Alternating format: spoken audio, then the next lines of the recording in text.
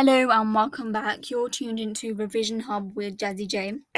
I'll be continuing to look at education, aka sociology. This is the last video on the education unit. So last video we looked at the different type of policies. Before we continue, on paper flashcards, quickly jot down what you remember from my previous video. You will only know this if you revised, rested, tested and repeated yourself.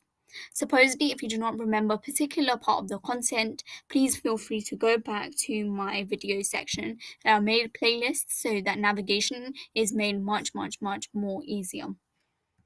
In this video, I'll be looking at privatization. Okay, so within privatization, IGCSE, academics, Google and Apple loans could be picked. Okay, so let's go through each of them. So IGCSEs were introduced. Once again, it's a globalization as we looked at, so you can link that in within this topic.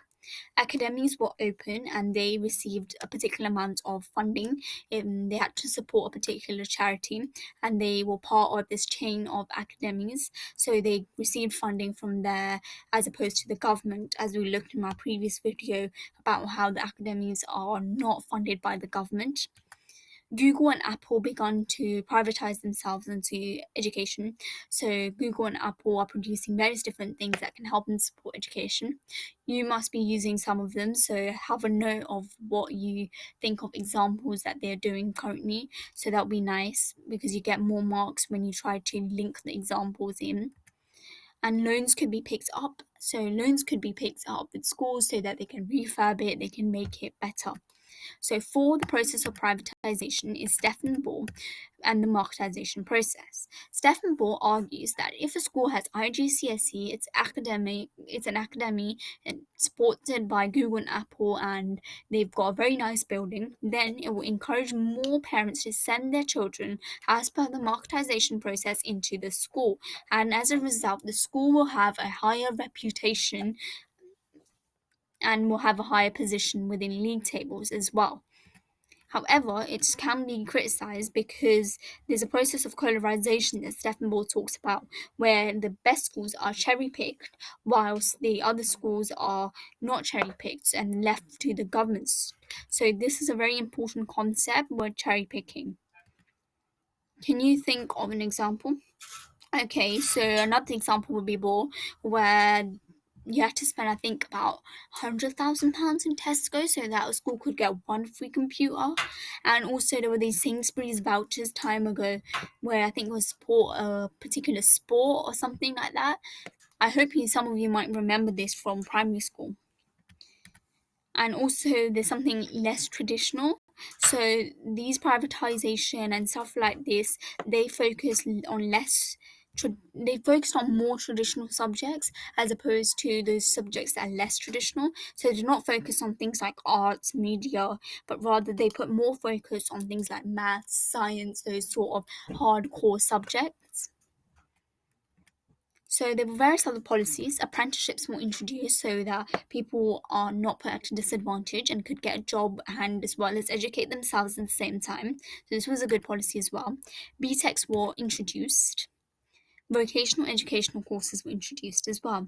But Wolf, sociologist, argues that vocational education is not successful because it does not help us to get higher paid jobs and does not allow us to even get into university. So technically, these vocational educational courses are not great.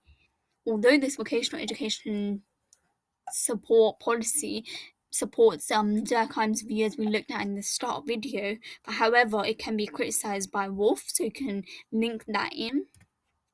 And Dan argues that BTECs are still not well respected, although they are BTECs level 3s, they're close to A level, way similar points, but they're not still well respected. A levels are still much more well respected. And Dan found when he did his research that actually the boys were glorified T-boys as opposed to actually doing what the course expected them to do. Okay, so what we've learned, hope you've learned about privatization. And this is all you need to know for this unit. So please go back to my family and households video, education so far, whatever video I've made, revise it, rest it, your knowledge, test it and repeat yourself again and again. And do not forget to love Canva, like my channel, like my videos, subscribe to Jazzy J Revision Hub. I think I need to add that there. And please comment if you do not understand anything, if you have any worries, if you've got an exam question that you've practiced and you'd like me to have a look at it, then please feel free to do that too. And please press the bell icon to never miss my video.